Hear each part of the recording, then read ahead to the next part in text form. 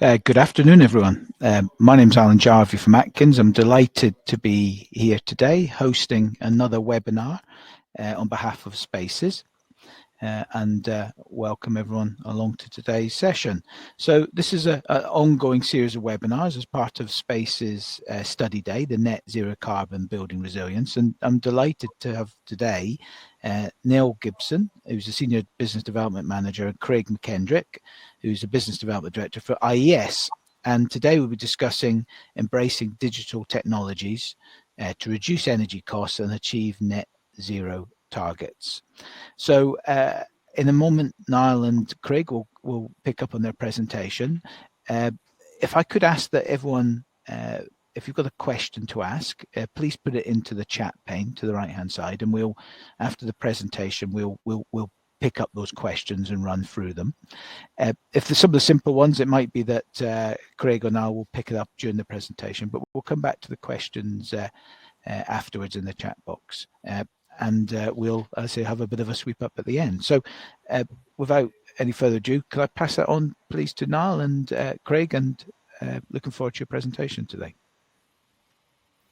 Yeah, thank you, Alan, Fiona, for inviting us along today, and everyone here. What I'll do is I'll turn my camera off and get the slides set up.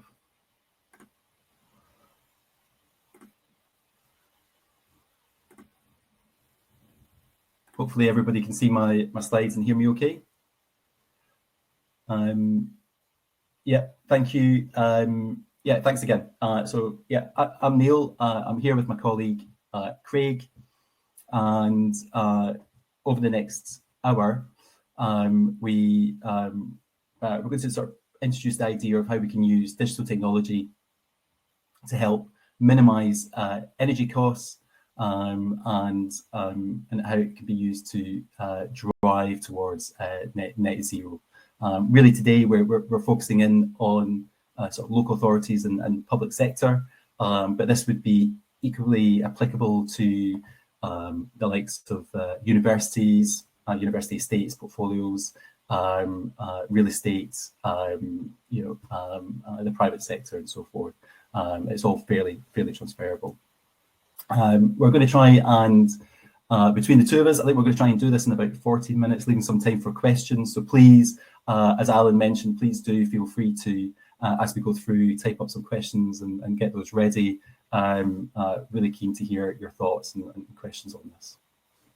Okay, let's get started. So just over the next 40 minutes, I'm just going to go through a little bit of context, like why are we here talking about the need to reduce energy and the need to drive net zero carbon. What's the context of that in the public sector? Then I thought it'd be quite interesting. Not maybe everybody today is maybe fully appreciates what building simulation is.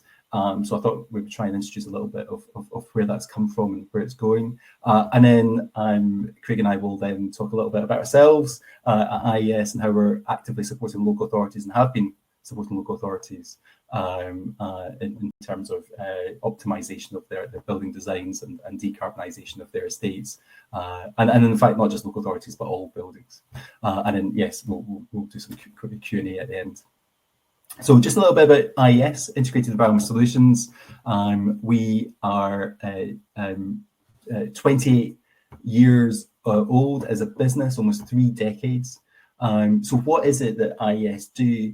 IES have a mission to decarbonise every single building in the world. That's our mission, that's what we strive to do. And we do that through technology. So over the last 28 plus years, we have been developing leading edge technology, building simulation technology in-house, and providing that to the industry, not just here in the UK, but globally. One of the things that we and so actually we have become experts in data and analysing that data through our technology. That's what we promote. We're experts in house, but we also support and deliver that externally as well. Just as you don't need to remember any of this, but but one of the key things that we're really that's respected about IES is our simulation engine, our thermal engine, Apache. And it's Apache that really is a bit like the engine of a car. That's what drives all of our technology offering. And later on, we'll talk a little bit about that. Currently, used worldwide, over 10,000 users every day logging in using our technology, 75,000 projects per year, over 1 million buildings modelled using our technology. And a really interesting soundbite, I guess, to leave on is that through using our technology and being able to optimize the building's performance and that decarbonisation, that carbon saved, well, we believe we've prevented the need for around about 37 power stations to be built, which is maybe quite an interesting metric to see. So actively work with all types of clients, but particularly I'm very well known within local authorities and public sector. Here's just a snapshot of those that we're currently actively working with throughout the UK, but of course globally as well. Lots going on, which is great. Okay, so the context. So why are we talking about this today? Well,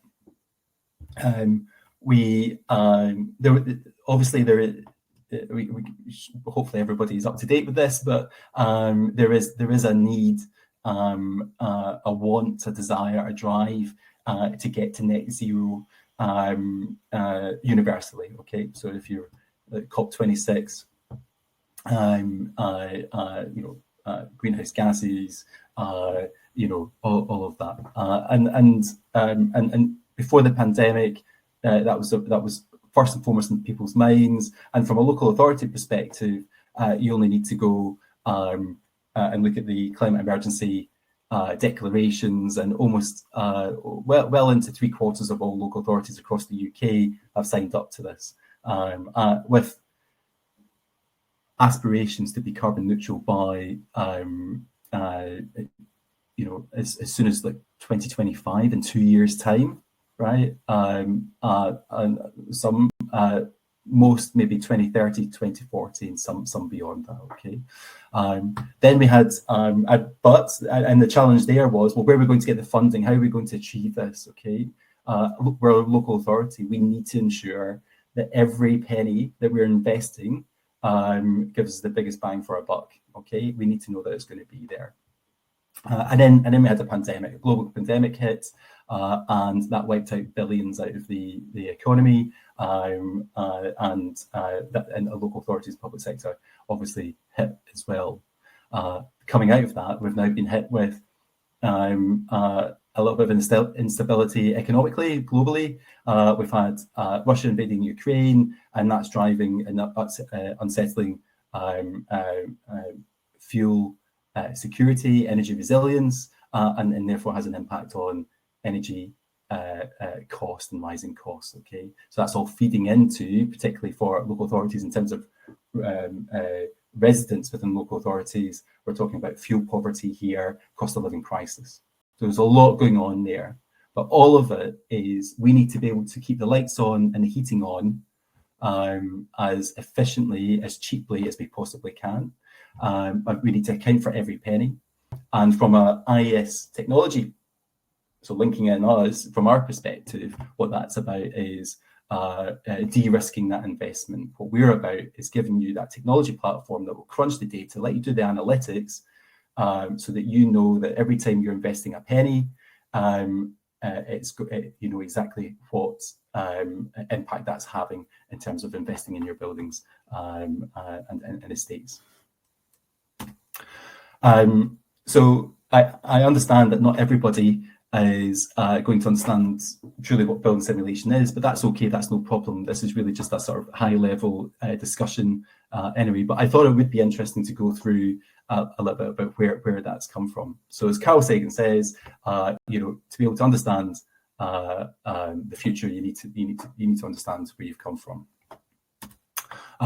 So before digitization, engineering offices look like this. Okay.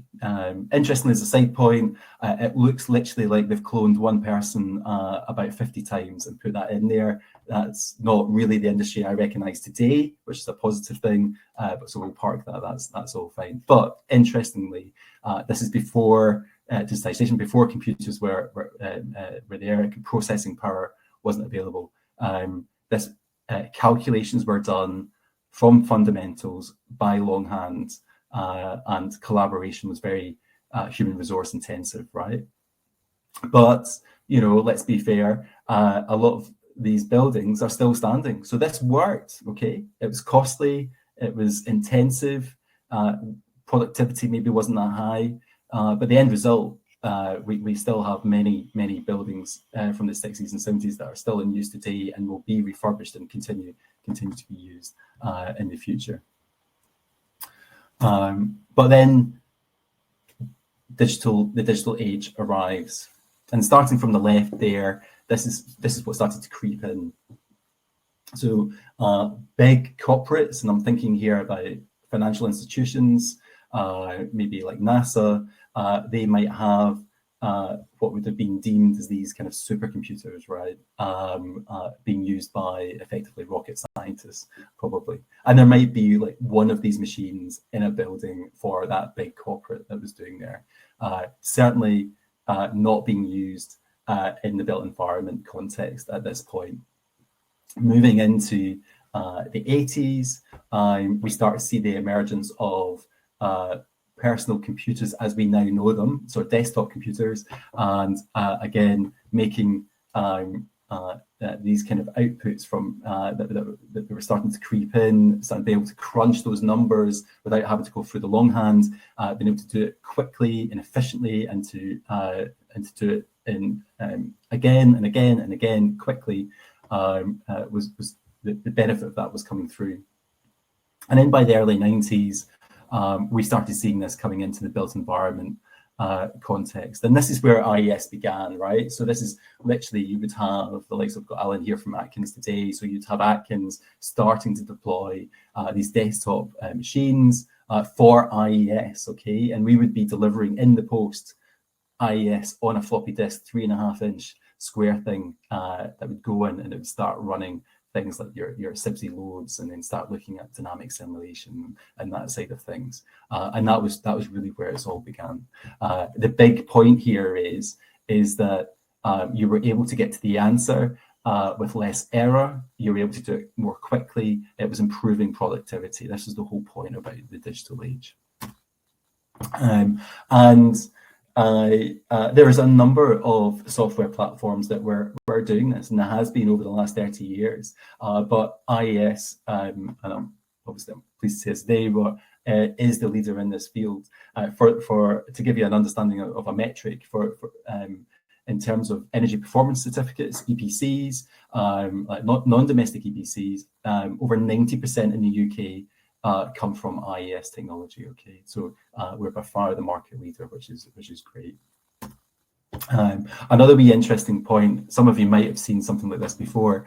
What we've got here is trying to show how digitally advanced your sector is. Okay, so the blue color at the top means that you're very advanced, and the grey means that you're not very advanced at all. Okay, and what's interesting here is that engineering sectors like IT, financial services, they're right up at the top, right? They have to be able to, financial services, they're buying and selling in an instant anywhere in the world, needs to be driven. While in construction, what's happening is we feel, building simulation or data or monitoring and verification going on in buildings, that sounds all like we're quite advanced, and it is, and it's getting there. but it isn't in comparison to where other engineering sectors are. And construction's right down there near the bottom. But what is happening is we are catching up fast. The trajectory of the digitization in construction, the advancement of that is steep, and we will be rapidly rising through there, definitely. It's becoming very physics digital heavy, highly skilled. So where are we going in the future? What's happening? So this is where building simulation comes into play. So really there's kind of two categories of buildings that we're kind of talking about today. The first one is being new builds. Okay, so buildings that are being designed and built. Now, actually, do you know what? We're actually very good at building new buildings, low energy and low carbon buildings. The technologies there, like IES with building simulation, allowing you to analyze all kinds of building performance metrics like daylighting, overheating, energy, carbon, costs, compliance with building regulations. It's all there. We also have numerous approaches and methodologies that are well tested now, and that people and the education level, the competency level is good. So we know how to build low energy, low carbon buildings, and we know how to do that well. So that's good, and that keeps moving on. Still lots to do though. But the big challenge going forward is our existing stock, right? So we all know that there's kind of saying that by 2050, 98% of the buildings that exist then already exist today. So that's the big challenge. If we're trying to get to net zero, if you're a local authority trying to get to state, it's the existing buildings that we really need to focus on as well, and to be able to decarbonise at scale. Of course, clean, infinite energy could be around the corner, but it's unlikely. It's not, and we can't plan for that, right? We've got to work at it, but we can't plan for it. So we've got to be able to live in our means. So I'm afraid that what that means is we need to concentrate on building simulation. It's building simulation that will allow you to understand your building's performance and to optimize that performance to minimize the impact of energy and carbon on there. So let's talk a little bit more about how we see that from IES. So like I've said before, so we specialize in building simulation. So let's talk a little bit more about that. So what we mean by that really is a virtual representation of the building in question. Now that could be a new building that hasn't been built yet. It could be an architectural concept drawing or detailed engineering drawing type thing, or it could be an existing building already operating. Now that virtual representation is known as a digital twin, right? But in the IES world, what we really mean by a digital twin, because lots of people say that they have a digital twin, right? So if you could say that your SketchUp model is a digital twin, you could say your Revit model is a digital twin, but these are just steady state, moment in time things. They don't tell you much of a story. It just tells you geometric data and bits and bobs. But what we're really interested in is how is that building performing? How can I improve that building's performance? Right, that's what we're talking about. So for those that might know a little bit more, that means real full energy models, and that could be following CIBSE technical memorandum 42, or it could be like Neighbours Design for Performance, for example. Basically, you're taking into account the full building's picture as a virtual representation. Going beyond that, though, would be to bring real building data into that as well, and that's known as a calibrated model. But that is what we would call a calibrated digital twin. That's what we mean by that. So just as a quick kind of look here to talk. So what we have here is we have the ability, when we look at buildings, to take into account of their geometry, their constructions, their services, their utility data, and that creates, we can create from that a predictive model within ISVE. Okay, and ISVE is it's a 3D modeling building simulation program where you can take all of the buildings characteristics and understand how the building's actually operating. But what we can do now, and what we're actively involved in with a number of local authorities and universities, is being able to say to their existing buildings, say, okay, we can create that model, and that's a full energy model, and that's great, and that's accurate. But what we can do is we can do this without any performance gap. We can make this an exact representation of that building using whatever data is available from that building. Okay, and by using the two, they work together to create that single calibrated model, that digital twin. That's what we do. And when you get to that stage, the whole point of doing that is you can see exactly how that building's operating, and then you can then start to perform an analysis there to understand how to further improve that building, how to get that building to net zero carbon. So I apologize, I'm just going to do a kind of almost a bit of a salesy thing here, but just explain a little bit exactly about ISVE, our primary building simulation tool.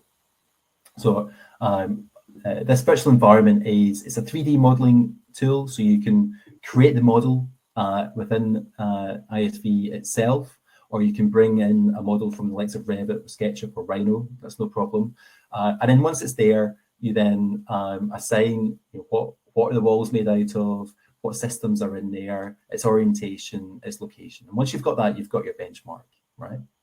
And then you're able to then start to look at that building and start to optimize that building's performance against a number of building performance metrics. And when we talk about metrics, what we're talking about is things like solar, how much the shading that's going in there, Brisa design, looking at low carbon strategies, what kind of mix of renewables we should be looking at there, heat pump replacement, looking at energy and carbon, that's its bread and butter, climate, rating systems, BREEAM, LEED, Passive House, looking at regulations like Part L, Section 6, costs, capital costs, life cycle costs, people movement, looking at loads, HVAC optimization, natural ventilation and CFD, daylighting, artificial lighting. And as you look at each one of these, you can see the impact it has on all the other metrics. And then hopefully by doing this, what you do is you find a pathway to net zero carbon or as close to as possible.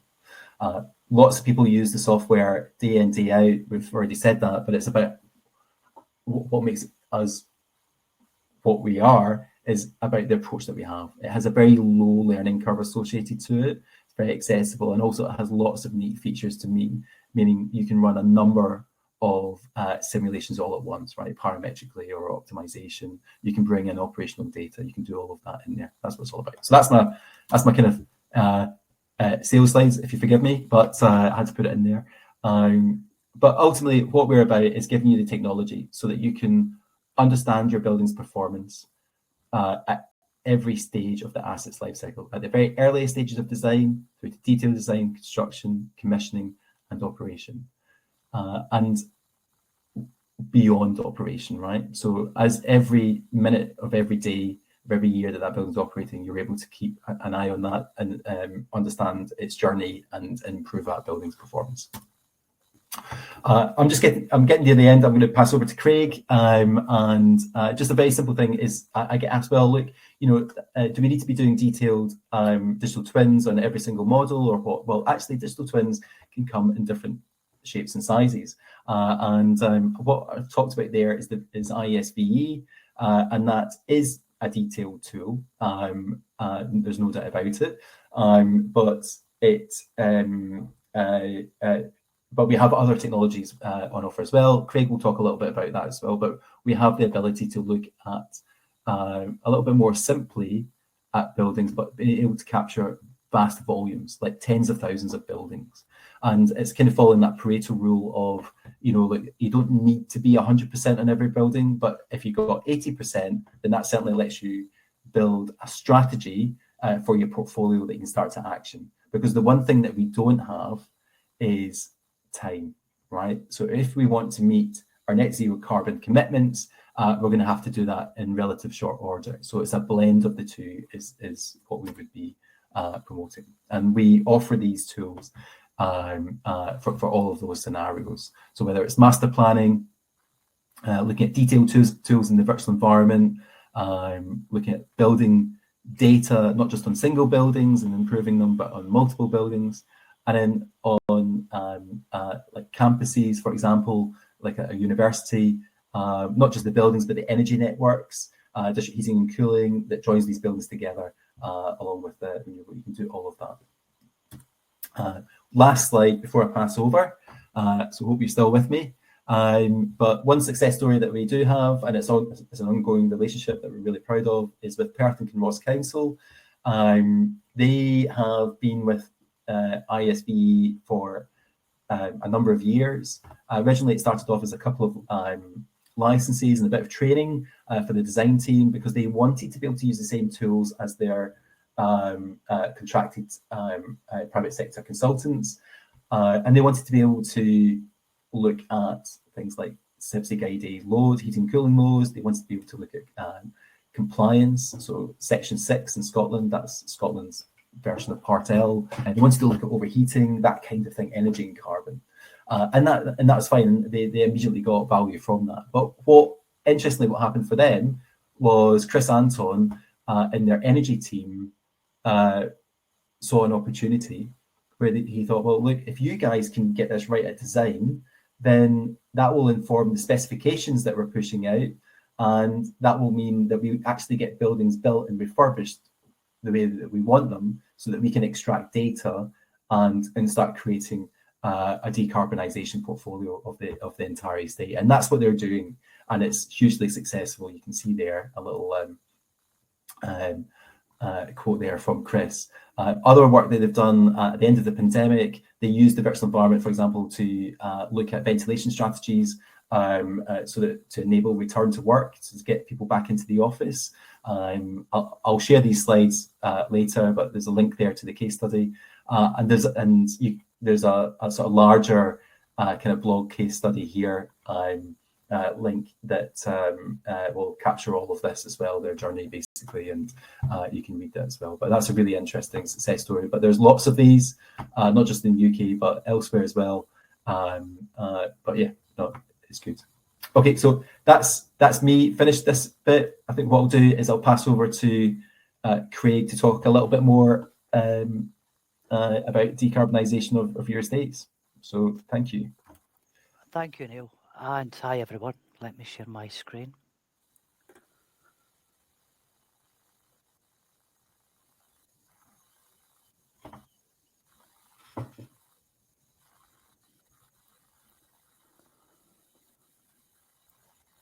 Okay, so I'll give you a bit more about the products in this slide and give some context to them. On the following slides, where I will focus more on the outcomes that the tools provide. So Neil's covered our market-leading virtual environment suite of tools. We also have the ICD community design tool, and that helps us to create geometry and run simulations at scale. So that's great for multiple buildings and things like regional energy planning. The iScan tool, that's our data analytics platform, and that sits up on the cloud. Now that helps us to calibrate our digital twins, but it's also a very effective standalone tool for improving performing buildings. Then there's the IVN network tool, and that analyses how best to meet building demand with all forms of network level generators, and that can be across power, water, heat and renewable networks. And all the outputs can be visualized across our Calibration cloud, which are fully customizable dashboards, command centers and roadmaps. Now, this slide typically reflects our net zero process. So we start off with a digital twin baseline, then we'll calibrate that model, and then we'll analyze and interrogate the data that comes through our iScan for controlling operational savings. And then we'll look at shallow retrofit interventions before we look to the bigger ticket measures and fill some swap outs. And then when we've done everything we can at building level, we'll look to the network for heat decarbonisation and renewable opportunities. And these are the products that we typically use to complete each of these processes. Now here's a list of our more popular services. There are a few others, but for a net zero audience today, I think this covers most of what you might be interested in. And I've not got time to run through all of them. I'll pick maybe 4 or 5 and see where we go. But if there's anything else you see on there that I don't cover today, then feel free to reach out and we'll pick up these on another call. So I'm going to look at climate action plans first of all. Now, if you're a local authority, you most likely have a climate action plan in place already, and that will be aligned to a net zero deadline. This plan would have been developed using traditional spreadsheet calculations, which we believe are pretty much outdated methods in this day and age. They don't offer the granularity that you need to truly understand how you're going to reach net zero. So we believe a large majority of these are not fit for purpose. With the IES tools, you get that level of granularity that you really need. And we can help to audit your existing plan and make it fit for purpose, or we can build one from scratch for you. And what's more, with our tools, you have a digital asset once all is done that you can use to update and track progress in real time. Now, the example I've got for you on this is Limerick, where they initially thought their own climate action plans were a bit too aggressive. And they came to us asking to have a look at it. They were hoping to scale back. So it's a great example of looking at net zero audits and climate action plans, but it's also a great example of modelling at scale across a city. So first off, we built a city centre model. We imported the geography into our model from OpenStreetMaps and then assigned colours to the building classification types. We then looked at their national climate action plan. So there was 3 main strands to it. 500,000 homes retrofitted to B2 standard by 2030. There's a 2.5% retrofit rate across all cities until 2050. And all public sector buildings retrofitted to B2 standard by 2030. So we used our physics-based model to understand what the B2 standard looked like and what we needed to do to achieve it. And we created that scenario and we applied it to the buildings across the city.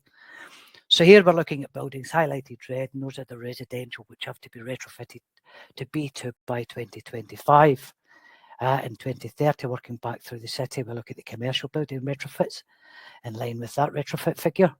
And then for 2035, working all the way up to 2050. Now you can hover over any of these buildings in the model, and it'll bring up a matrix card with all the different building attributes.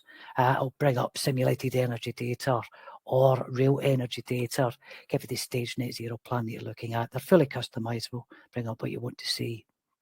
We also looked at transport targets too. So the goal was for 60% of cars to be electric by 2050, and for an emphasis on more people using public transport, etc. We made some assumptions in the size of the charger and where in the city to place them. And we also looked at modelling PV across the city for them as well. So we took all of the net zero strategies and we applied it to our model, and we ended up with this. So the bottom line shows the building emissions carbon percentage, and you can see that we've got the split between residential, commercial and public buildings. All the public buildings have been retrofitted by 2030, although you'll see that they haven't reached net zero. For transport, 60% of all cars are now electric by 2050, and you'll see that we've plotted some additional EV chargers along that timeline to support that. And the top line is total carbon emissions. So with the reductions across buildings and transport, we see an overall reduction of 61% on carbon emissions. Now, when IES presented this to Limerick, the initial reaction wasn't very positive. There was a kind of dawning realisation that there's still a lot of work to do. But despite that, many people were pleased that they could see this level of visibility and get back to the drawing board, because what they thought was initially too aggressive wasn't cutting the mustard at all. So the roadmaps are a great tool for highlighting where and by how much that we're actually falling short in our decarbonisation plans, but they can have a positive effect too with the visibility that they offer, how best to apply strategy and the impacts that they can make. Looking at corporate buildings next, and this touches on the level of digital twin that you can have. So many local authorities still using site surveys and spreadsheet calculations as a basis for their net zero plans on a building. Some believe it's foolproof perhaps to do some low-hanging fruit interventions such as sticking PV in the roof or maybe swapping out the gas boiler plant. However, it isn't always the case. Each building is built different and responds to changes differently. So trying out these changes on a digital twin first offers and allows you the opportunity to try combinations together or change the order of the measures and understand how this impacts energy and operation of the building. So what it does, it effectively de-risks your energy capital. Now we offer a two-stage approach to modelling. We use our community design tool for early stage high level overview at building level. And we can get all of your corporate estate into this model very quickly and then simulate energy baselines to let you see which buildings are perhaps the hungriest or worst performers. We can run simulations across multi-year timelines, and then we can take it a step further and layer up those models. Perhaps look at the prioritised buildings in the virtual environment tool, layer those up and get into the detail of how you're really going to get to net zero on that building. We import geometry and billing data into these. We can also use an open source repository called OpenStreetMaps, or we can import GIS files from different formats. Now, interoperability is a key feature of this product. Sometimes the buildings won't come in with the right height, so we need to use the edit tool to adjust any attributes. You'll see here that we're changing the stories on this building on the right-hand side to represent the real asset. Now, once we've edited the building attributes, we can run a simulation, and that will give us our baseline. We can run multi-year simulations by changing the timeline. You'll see at the top right. So if I know we're going to be replacing maybe the glazing or a gas boiler plant sometime in the future, then we can change the date that we're going to do that and attribute and rerun that simulation to take those plant interventions into account. And then we can compare those with different scenarios to understand the impact on net zero and energy. Now, once we've done the retrofit building, the modelling on the buildings, we can then look at site-wide solutions for renewables or identify areas suitable for district heat schemes and so on. Look at different things like that. So the university example with the quants, that's a good way of looking at it for high-level modelling across multiple buildings. First off, we imported all 160 or so buildings for the main campus into the model. This is University of Birmingham. We originally pulled in the building geometry data from OpenStreetMaps and then overlapped that with GIS files supplied by the client. And that helps us ensure correct building heights were assigned. Quants boots in the ground surveyed each of the 160 buildings, and they populated an Excel file, which we were able to upload into our model. This attributed information around maybe the thermal envelope, fabric, heating sources, etc. to each building and allowed us to create our own baseline models. And then we ran simulated energy profiles across the campus. We then got hold of gas, electricity and heating loads and imported that into the model, and we performed a monthly calibration process. We could then highlight on our models which buildings would benefit from different energy interventions. We could create different net zero scenarios, and we could compare and play around with the order of these to see what worked best and what might be the best combination for them to do that. Once we'd modelled at building level, we then looked at heating loads. There was an existing heat network on site, so we identified the heating loads and what areas might benefit most from being added to the existing heat network. So that covers the kind of operational stuff and the high level stage one stuff that I was going to speak about. I'll look at scalable stuff for things like regional energy master plans, LEAPs and LHES, which is up in Scotland. So we use the same tool that you just saw there for the stage one energy analysis for regional master planning outcomes. It's effective for understanding the feasibility of large scale initiatives for like retrofitting buildings, decarb, renewables and EV. And we can show the outcomes across a range of dynamic roadmaps for greater collaboration and stakeholder engagement. But for many, and you'll hear this a few times in the slides, the best part is that you're not left with a kind of static report. You get a digital asset once the work's done, which allows you to model further as technology evolves and strategies will change. An example I wanted to show you is Warrington. It's a fine example of scalable modelling across these disciplines. So clients and local authorities are preparing strategies for LEAPs and regional master plans should hopefully get some value out of these slides.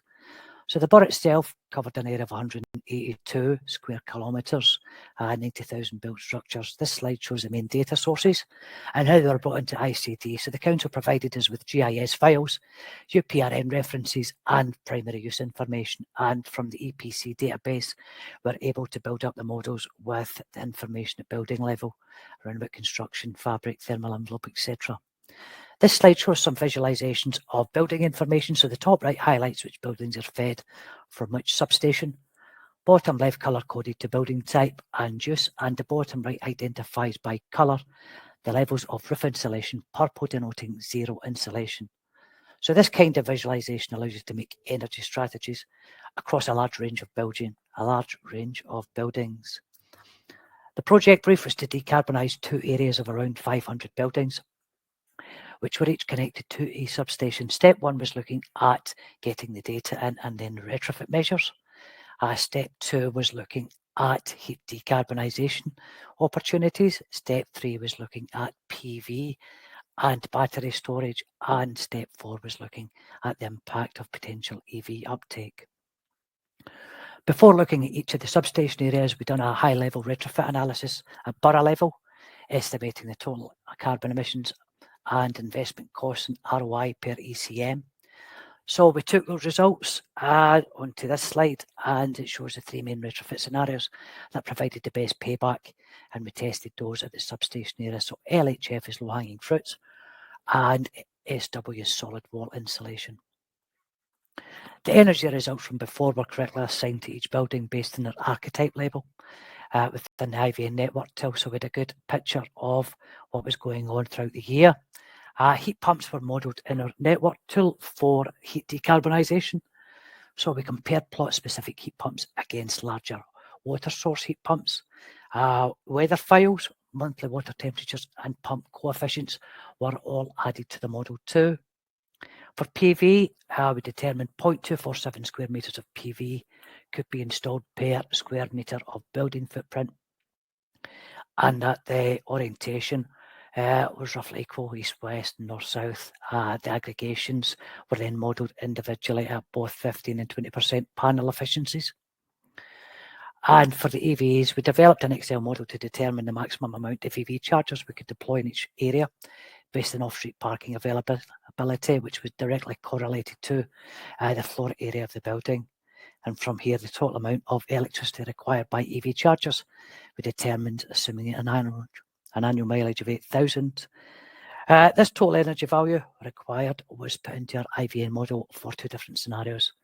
So with a standard charging scenario where most of the EVs are assumed to plug in at the same time in the evening and consume maximum power until fully charged, and with a smart charging scenario where it's assumed all of the EV chargers can communicate and spread out the load across the entire night so that there isn't one large peak load placed on the local network. So that covers that. I will briefly look at the operational stuff as well, and I'll finish off with some information models. So the operational digital twin is often seen as stage 2, where you're really looking to get into the detail across each space of a building. It does take longer to build and calibrate and is more expensive than a site survey and a spreadsheet energy model, or in fact, our high-level modelling solution. However, it is the most accurate and risk-free way of decarbonising your building that there is in the marketplace today. As I said, you can use the data and ICD model and add more information to make it a VE model. So the work that you do at stage 1 is wasted. And clients won't usually do a VE model for all of their stock. They might cherry pick a selection of their worst performing buildings or their highest consuming buildings. And of course, it helps if you've got an existing VE model already. Now, if you've got any buildings in your estate that have been done in the last 20 or so years, you'll probably find that there's a VE model kicking about. The problem is, who's got ownership of that? It might be the architect or it might be the MEP consultant who might not want to share or collaborate. But if you do know of any, it's worth having that conversation because you can derive a lot of great value from it once we have that model and we've put some live operational data through it and calibrated it. An example I wanted to tell you about this is Glasgow, Pollock Park, home to the Borough Collection and some other renowned listed buildings. So the park's operated by Glasgow Life, which is a leisure portfolio of Glasgow Council's estate. The council were keen to understand the impact in some already scheduled decarbonisation activities and also look at some newer possibilities. Phase 1 was creating digital twins of the public buildings within the park so that we had our baseline models, and for Phase 2 we would model these interventions that were already underway. These included the refurbishment and retrofit measures of the borough collection. Did some PV going in, there were some new boilers going in at Pollock House. Then there's the rebuild of the courtyard with hydroelectric turbines and water source heat pumps. And once completed, Phase 3 would be putting these results into dashboards that both council stakeholders and also the public could access. Phase 4 was to then model what else could be done to improve on what they were already looking at. Now, the council earmarked 4 areas that could potentially be used for renewables. We looked at PV and wind turbines and a combination of the two, and if we might need some battery storage to support that. And we provided some payback and ROI for these scenarios, which are here. So the PV results show the usage in blue and the storage in orange. Down the bottom are the different scenarios, and these are based on the tilt angles for the PV panels. We modelled paybacks on different electricity tariffs and also on the carbon savings and on the battery storage with the yield we could get from the PV, different tilt angles. And we took in weather files too. Now we take in localised weather files, they can be current and looking into the future as well to improve the accuracy of the outputs. We then looked at wind turbines, and although the locations were isolated and were ideal, the irregular shape of the areas meant it unsuitable when we applied wind turbine spacing rules. So we had to reduce from 4 down to 3, but we used the additional space to put in some more PV panels into that. Further modelling in hybrid scenarios here, understanding the trade-off between the investment and carbon. So in order to fully decarbonise the park, we identified a requirement for a reliable renewable where we could use in the winter where PV wouldn't be as effective, but one that was more cost effective than wind turbines. And we identified that this could come from a second hydroelectric generator in the river. So we've done all the modelling, created all the different scenarios, and it's now with the council and the subject matter experts to deliver on these initiatives.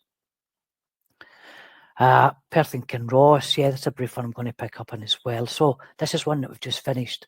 They were keen to see how we could help them decarbonise 5 school buildings across a single campus. So we started off with a high-level model of the campus, which you see down the bottom right. We brought in the geometry from OpenStreetMaps.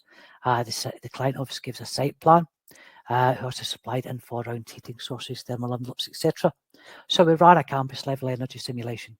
We then added in gas and electricity information and compared simulated energy profiles against real data to see the highest and worst performing buildings. Next up is calibration of the virtual environment models. Now, as Neil said, this client is an existing VE user. So they provided us with virtual environment models for the buildings to keep the project costs down. And we then combined these VE models into one model as they were all connected to the same district heating plant. We recreated the heating plant in our Apache HVAC simulation engine, and we were able to create virtual submeters for the electricity to assist with the calibration process. We got a list of BMS points into the model too, and then calibrated the real energy consumption data with the digital twin until we met both the NMBE and the coefficient of variation of the root mean square error, which are the 2 main calibration thresholds for ASHRAE and IPMVP.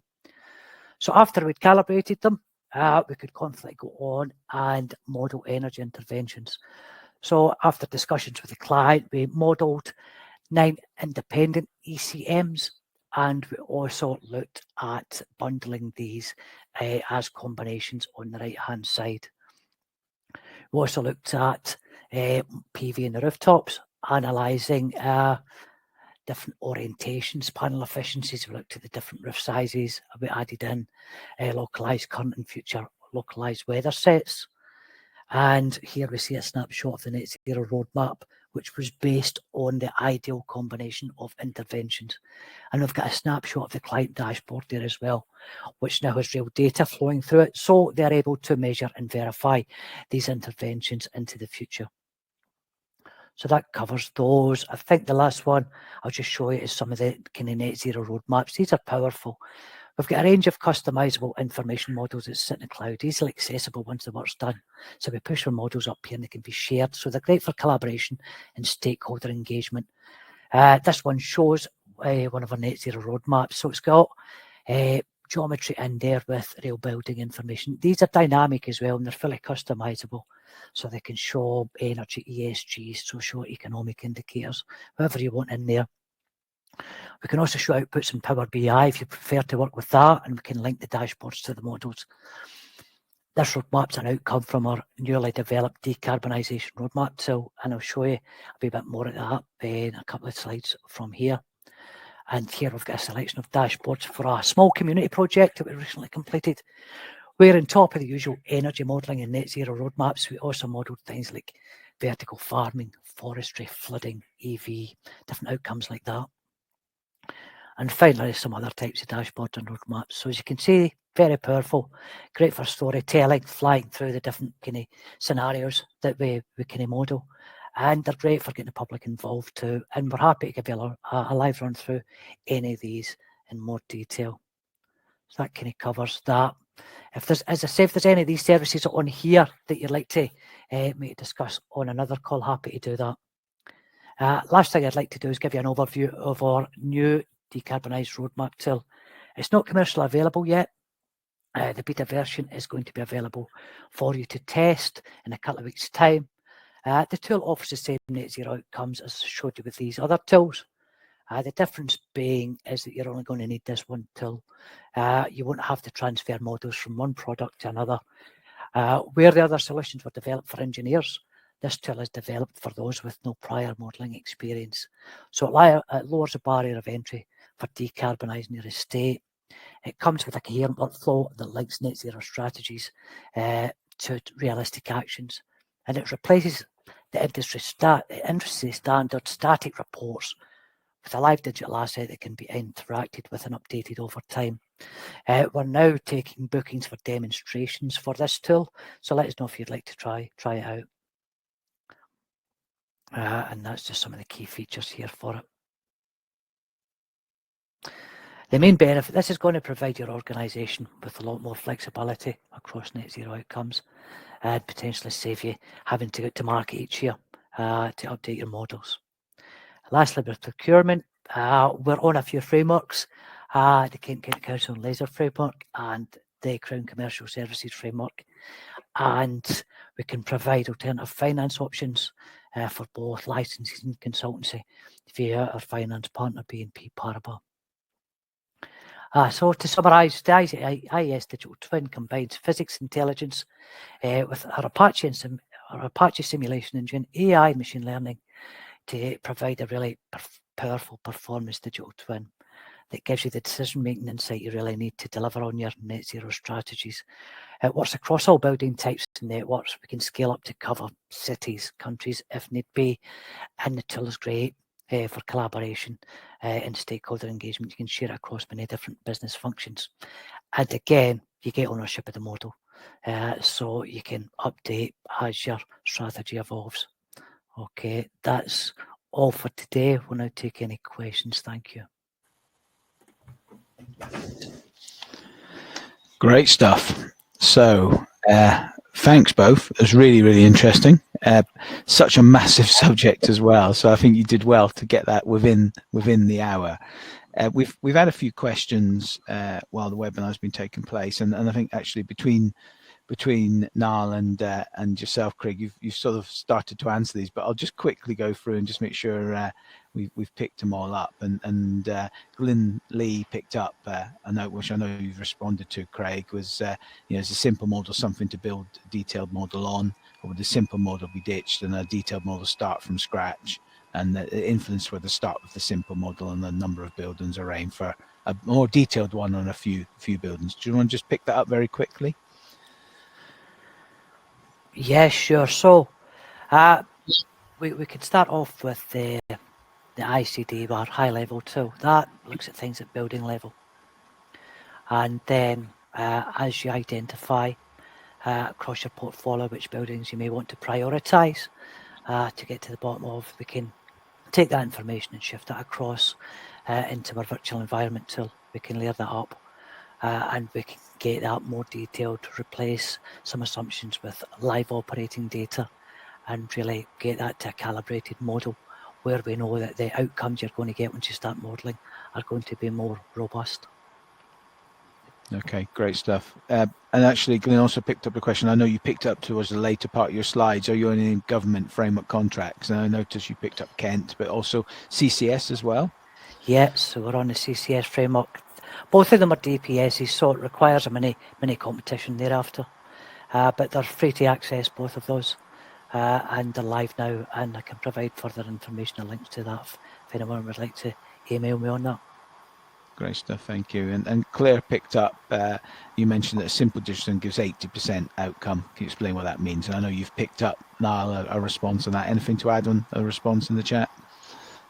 Yeah, no, it's just that, it has its place, right? So we get, I think a lot of people look at building simulation and they think about compliance models. So they think about complying with Part L2 and level 5 dynamic simulation models.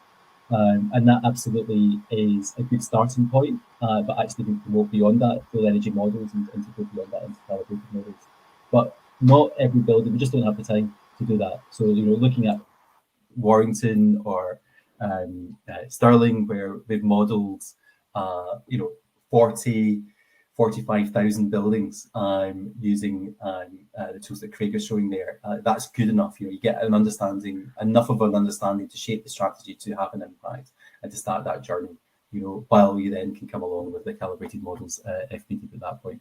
So the 80% thing is only just it's a wee thing that I always have in the back of my mind about this Pareto rule. Like you find in life everything's split into 80 and 20%.